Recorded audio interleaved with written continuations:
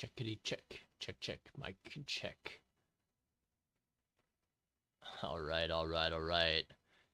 Good evening, everybody. Good to be back here. We're going to have some good stuff today. Oh, Kirk, good to see you, brother. Actually, after this is done, I'm going to figure out how to do this, but I need to figure out one thing. But um, I'm going to email out everybody who downloaded. Awesome. Mike's good. Good. I'm going to email out everybody who downloaded the original risk spreadsheet. I made a better one, an easier to use one. So I'm going to send it out to everyone who downloaded that first one first so that you get to see it first. And then later on, maybe later on, I'll update the website to switch over to Johnny Lee Trading, and I'll put it up there for others to download too later. But I want to get it to you guys tonight if possible. So just as a heads up, that's going to come your way in email shortly. So expect to look for an email from Johnny at johnnyleetrading.com soon. So so little Easter egg for you tonight. But for today, we are going to take a look at the markets, and let's go ahead and take a look and see what's there. So today, we had a few things happen, but what's important is that we're looking towards tomorrow, 8:30 a.m. unemployment claims. So this is where we're going to see a lot of volatility. And then there's also JPow talking at 2 o'clock, where we also will see algos go to work. There's a 30-year bond auction at 1 o'clock, so keep your eyes out for those. Surprisingly, you'll sometimes see some wicked movement during these times. So all in all, a good day. I will not be there tomorrow. I physically have to go into work, which kind of sucks, but it is what it is, right? So keep your eyes out for that. Tomorrow you'll end up seeing that tomorrow, and I think it'll be worthwhile paying attention to. So let's go into market review for the day. So we will, let me pull up a daily chart so that we can take a look at it in depth. So we're going to go start from an hourly chart, and we're going to take a look at today's day. So in order to properly frame,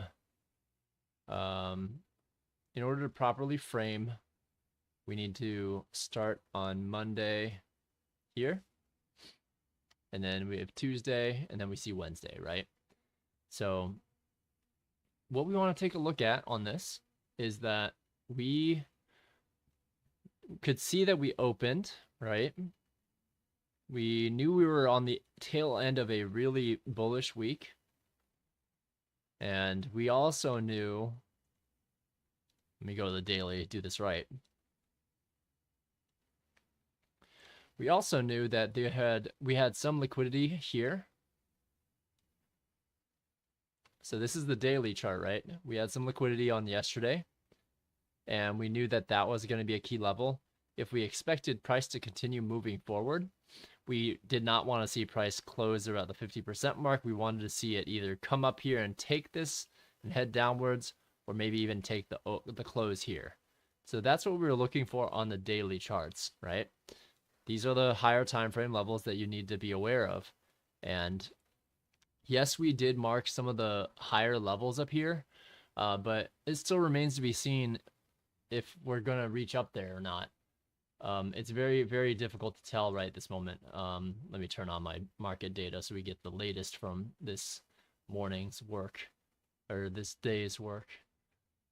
In Asia, we can kind of see that price is moving upwards already. So this is actually Asia's range right here.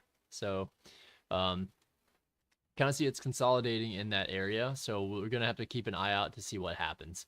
So on the daily, at least, we know that there's room to the upside. We haven't achieved this area of liquidity on the daily yet. So that can certainly still be our draw.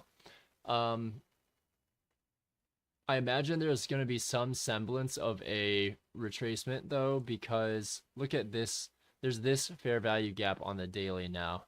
I don't have it marked out, but let me elongate this a little bit and you can see. So from here to here, there's a fair value gap now. So we've gone up quite a bit, meteorically actually, in the past few days. So it wouldn't be far-fetched for us to retrace a bit. It doesn't have to, it can continue going, but it may be that we spike up and hit that and then head lower, or we head down to this fair value gap and continue forward as well. So those are two things that we can certainly take a look at. But let's take a closer look at today. So on the hourly, we knew going into today, we knew probably right around yesterday night, we actually had known, and this morning, let's take this morning as well. So before the morning started, this is about all we saw, right? So we had marked out the fact that this is the previous high. So low, high, lower, low, higher, high. This could serve as a bullish breaker here. That's an advanced concept. You don't need to know about that in order to make money, but it is a concept that you can refer to as you study ICT. So I think that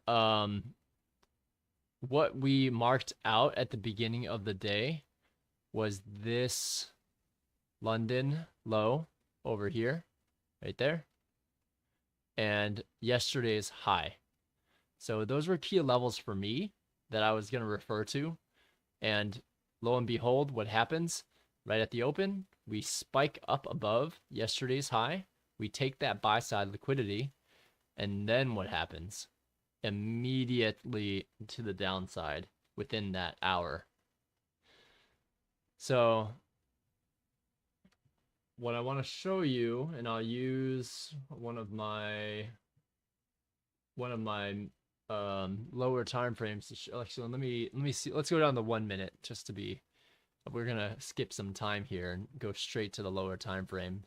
So let's use. Let me see if I have this on or not. I don't. So I'm going to turn on markers only briefly, and you can get a sense of where one of the trades went. So I actually wanted to take this trade, but I was in a call. So this is a 1 minute chart. You can kind of see how this is yesterday's high. This is the London low, same deal in the blue. So let's look closely at what happens throughout the morning, right? So once London low hits, we keep seeing a higher low, lower low, higher low, or lower high, sorry, higher high, higher low, higher high, higher low, higher high, higher low. And the beginning of the day is no exception. But one thing is crystal clear, though, that we have this being yesterday's high right there. We have that as a reference point. And so people could take this first shoot up right here. They could certainly have seen, okay, great, I see it moving up. It's taken out a few sell side liquidity areas. It went down to this bullish order block here. You can kind of see that there. Price went to and traded to exactly that bullish order block. And if you had been keen enough to notice that one, you could have taken that up to about the buy side liquidity here.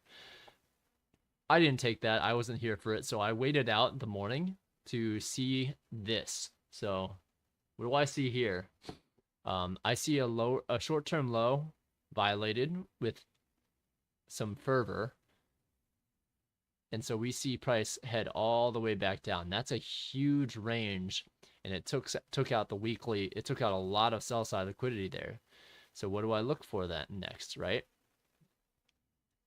Let's expand this a bit. So if we take a fib from here to here, I actually entered a bit early because I was miscalculating some of the range there. But you can kind of see how had we looked for an entry above in premium above the 50% mark at this bearish order block, this what hits in exactly, right? This bearish order block.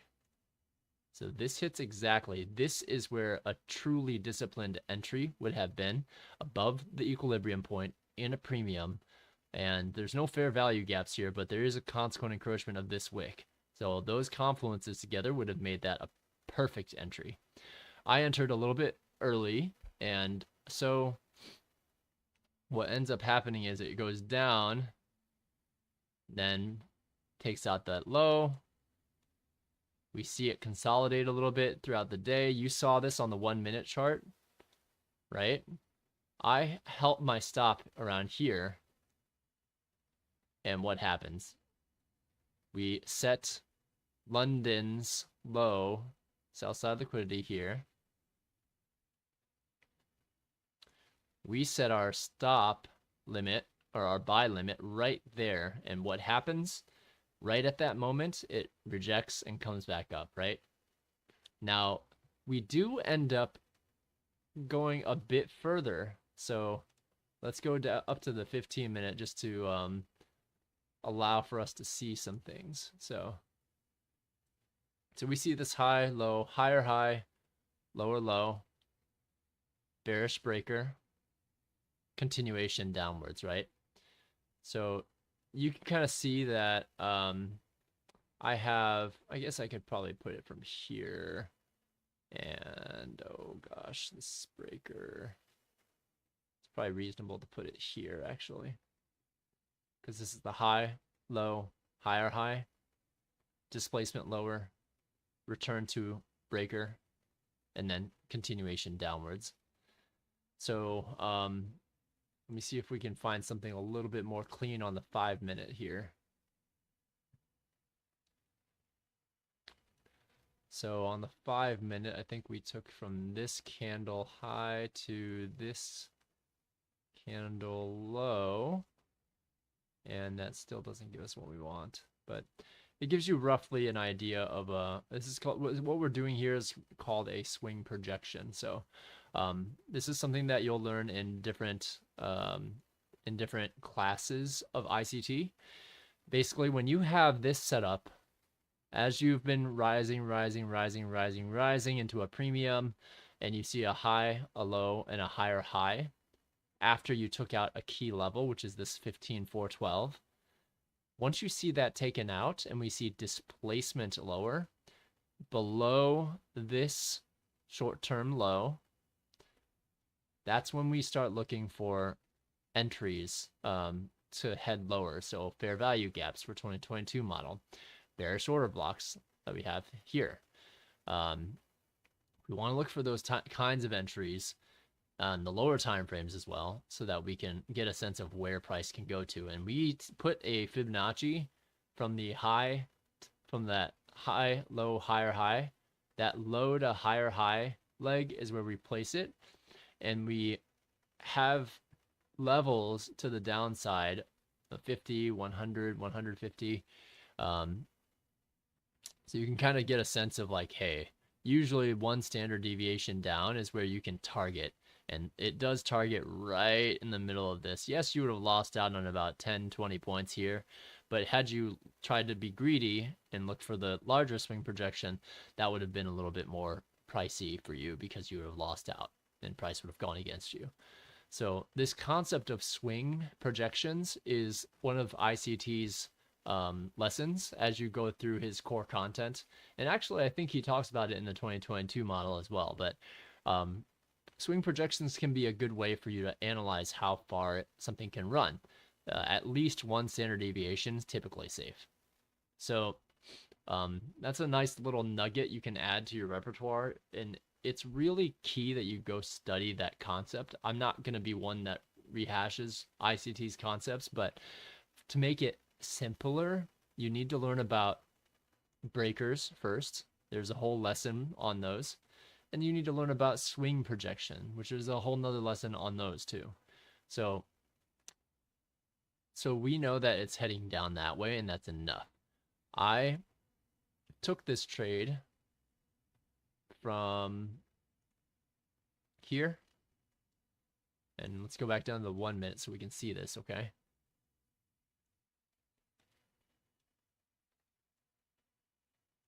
Here we go. So why did I take this trade? Well, I saw that we were heading up into a fair value gap, which was before a bearish order block followed by a short-term high. So initially when I enter here, my stop has to be above this high here. So we're talking about stop management now. That's where my stop has to be, because then that goes through 1, 2, 3, 4 PD arrays there. Technically, I did not have to put my stop above there. I could have placed my stop above the midpoint of this bearish order block, and that would have been sufficient, because there's also a fair value gap right here in the background.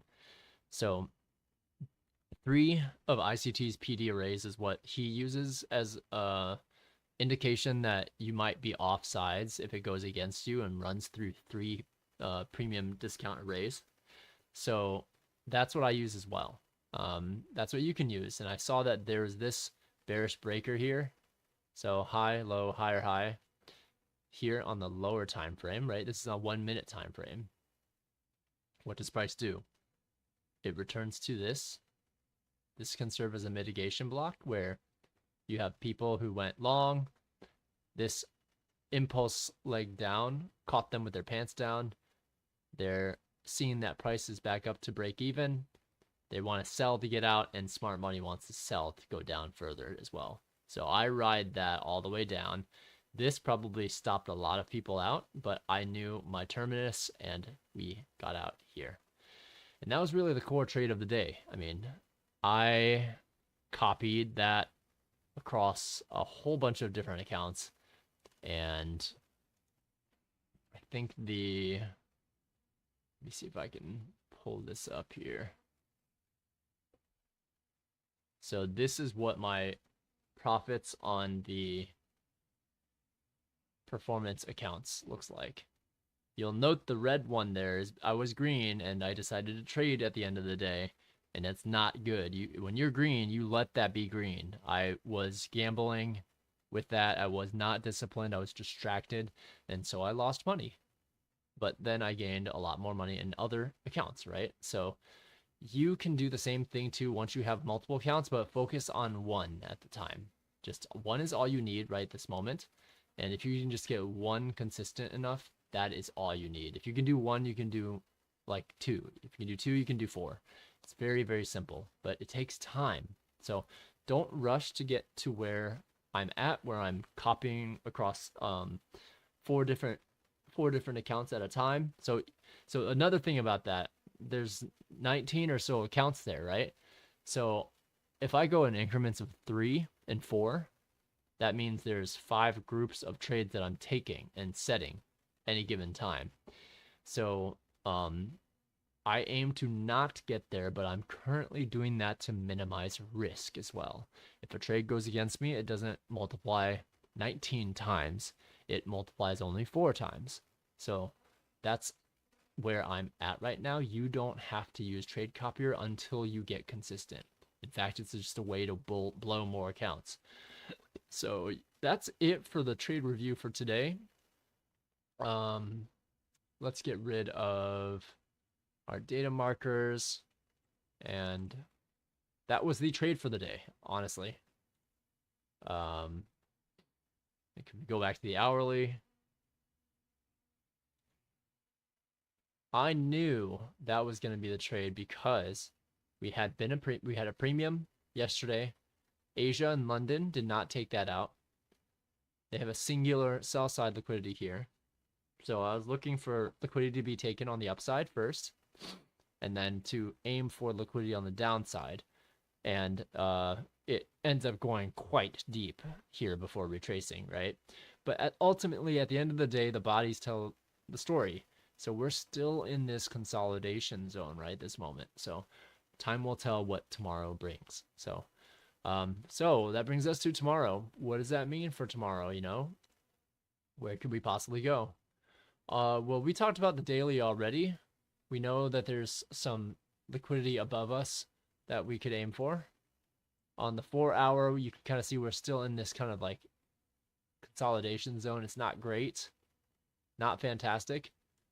So I am thinking if we are going to continue heading upwards, as we go into November and December, which are traditionally more green months, I think we need to head down into, let me take this here.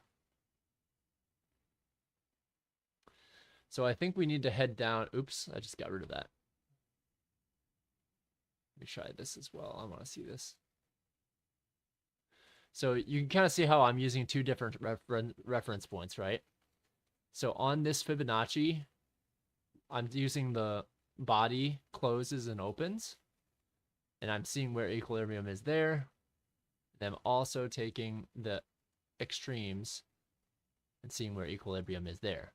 So we see that equilibrium hit and then bounce back today. So my train of thought is that, hey, we haven't had a chance to revisit this area here, and we need to go down the hourly to show that a little bit more. So on the hourly here.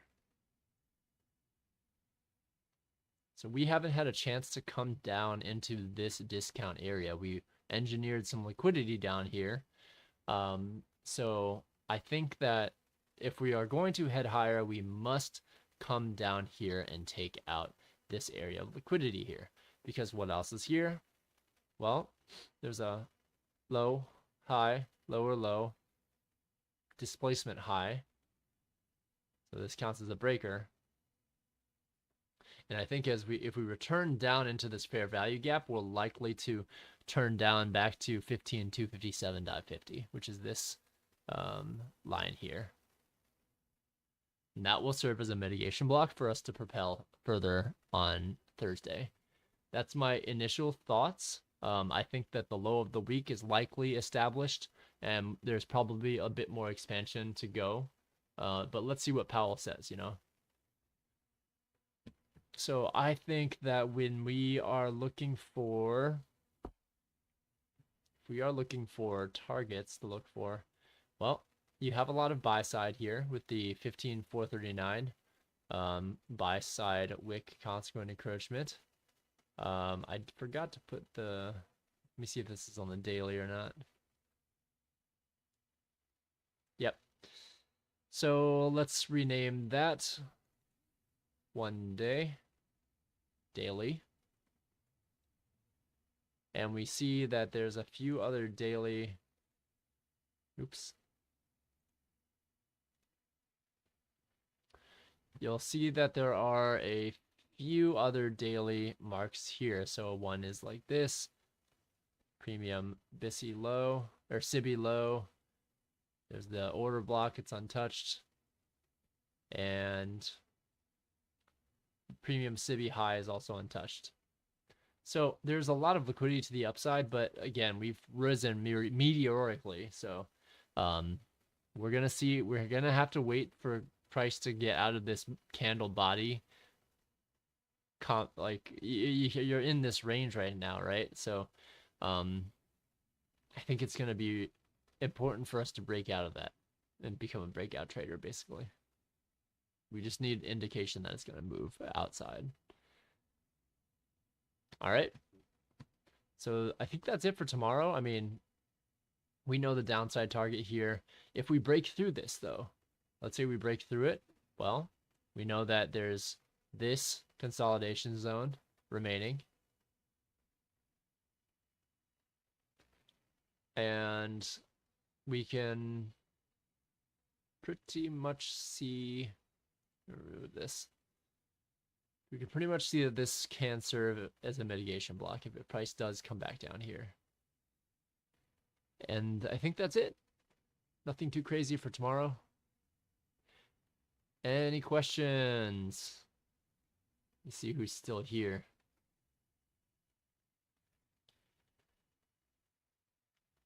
Any questions, Kirk? I'm not sure if anyone else is listening as well. Drop them in the chat if there's any other questions.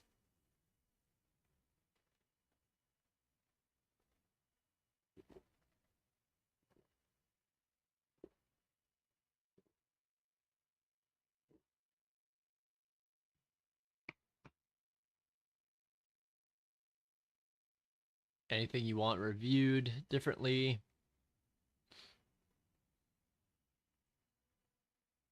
Anything you want me to go over more in depth?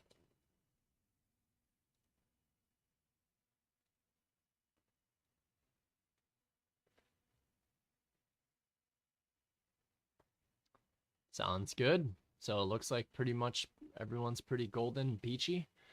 All right. Then in that case, yeah, absolutely. Kirk, if it can get very overwhelming because especially if you haven't really invested like a ton of time studying concepts one by one, journaling about it, back testing, looking back on charts and seeing and looking for things, it can be a little bit overwhelming. So if you ever want me to, since you're always here, so if you ever want me to like explain a concept or point out some examples of where something might be, just let me know, man. Like I'm here for you, and I want to see you grow as well. So I hope that some of these sessions can help. Um, so yeah, whatever you're studying at the time, just keep on going, keep on writing it down. Make sure you're writing about it, drawing pictures in a journal, or using screen saving tools like snipping tool if you're taking snapshots on your computer. Um, yeah, I will yeah, if there's any other questions that come up, just let me know. I'm going to again not be here tomorrow to help guide, so hopefully I will be here recording, but I just won't be here physically. So we'll be physically in the office. So cool. All right. Well, let me know if any other questions come about. Drop them in the comments, and I'll try to respond to them later. If not, I will see you all bright and early tomorrow morning, and we will talk a little bit more about markets before I have to head into work. And let's see what forms over Asia and London. If you're a real gambler, you can go try and trade those sessions. It's just really less volume, so I don't trade them. London is good if you can stay up, but you don't want to. You want to be well rested for, you know. Recording my trade screen for review. Great. No, that's awesome, man. Um, that's one of the most important things to do. And something that I do is I use Discord as a personal journal. So I keep my thoughts there. I have my own Discord that's a personal Discord. There's a lot of stuff in it and a lot of trades, a lot of screenshots of good and bad trades, things like that. Discord makes it really easy to journal. So that's something you might consider if you want to. Because it's a lot easier than drawing. I used to draw out all the little candles on ICT's screens. I used to draw every little one of those, the bodies, the wicks, and color it in and stuff. And that took forever in a journal. I'm thankful I did it. It's well worth it. I would highly recommend you do it. But if you graduate from that to finding something a little quicker, like Discord or OneNote, it's really easy to take screenshots and then write what you were thinking at the time, why you took the trade, why it was a good trade, why it was a bad trade, whatever, right? Cool. Well, I will be ending the call now, and we'll catch up in the morning with everybody, okay? Go drink some water, get some rest, get some sleep, and maybe listen to a lesson of ICT first and then sleep on it. That's what I used to do, and I let it run in my head in the evening. So hopefully you have some luck with that. And with that, we'll close the stream down for today. thanks a lot for coming, and look for that. If you join the email list, I know Kirk did. If you join the email list from the risk management tool, I will be trying to email that out tonight, so you can get a head start looking at it this week. Have a good night. Sleep well. We'll see you tomorrow morning. Take care.